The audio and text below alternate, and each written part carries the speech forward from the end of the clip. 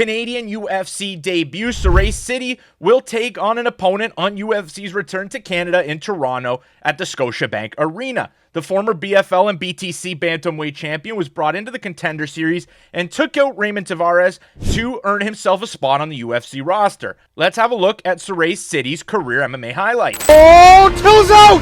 It's over! It's over! That's what I'm saying, boy! Oh! He got dropped! It's over! Munoz! Oh my God! Serhiy Sidey began as an amateur in 2015, going 4-2 over 3 years. In his final amateur fight, he would fight for the FCP 150-pound title, winning it with a beautiful high kick and follow-up ground and pound. He would turn pro just 2 months later for the BTC, and Serhiy had a successful debut, taking unanimous decision over Avinash Chowdhury, controlling position and landing ground and pound in what was primarily a grappling contest. I think Sidey landed around 5 to 7 takedowns in this fight, and it was a dominant performance. He'd then reel off 3 straight finish wins, finishing PJ St. Marie in the second round, and then coming back to the BTC to rematch Avinash Chowdhury again in Ontario, and Sidey would put Chowdhury away this time, both fighters having success in an exciting back and forth contest. Sidey was actually dropped in the first round to open the fight, and Sidey had a close call, almost finishing Avinash in the second round before getting his finish in the third. This exciting fight landed him in the co-main event for BTC 7, where he landed his third straight finish against Kevin Popwick-Bastien. The fight was another back and forth stand-up affair that was absolutely madness for how long it lasted, with both guys having striking backgrounds. Both landed big shots, but it was ultimately Sidey who landed a beautiful head kick to get himself a first-round finish for the first time in his pro career. This was a back-and-forth battle and a great fight for BTC 7's co-main event.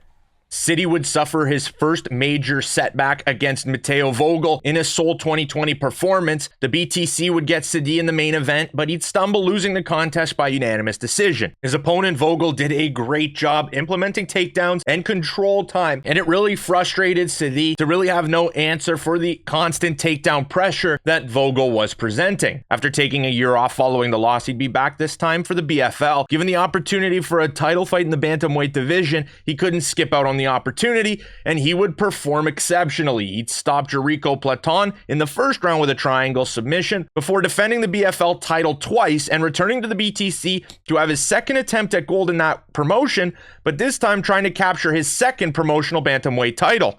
And this time would go differently. He would defeat Willel Watson in the first round via ground and pound, putting a stamp on his BTC career. He would return to the BFL for one more fight and another TKO win, this time in the second round, before getting the call up to the big leagues in the UFC to take on Ramon Taveras. In his Dana White Contender Series fight, it would be mired in a little bit of controversy because after Sidey landed a beautiful combination down the pipe, he would drop his opponent, and referee Kevin McDonald would step in a little bit early and prematurely, and Ramon Taveras would be ruled the loser, but the UFC would rebook this fight, this time on UFC 297's Canadian card, with Serhiy Sidey going to be the hometown favorite in the contest. He will have a little bit of an advantage in this contest, but it'll be a rematch against somebody he actually already has a win against in Ramon Taveras. This is one of those rare instances of an instant rematch between two guys, and this time kind of close to the prelims of a card. It's an interesting matchup the UFC decided to set up, but you could clearly tell that the Canadian background of Serhiy Sidey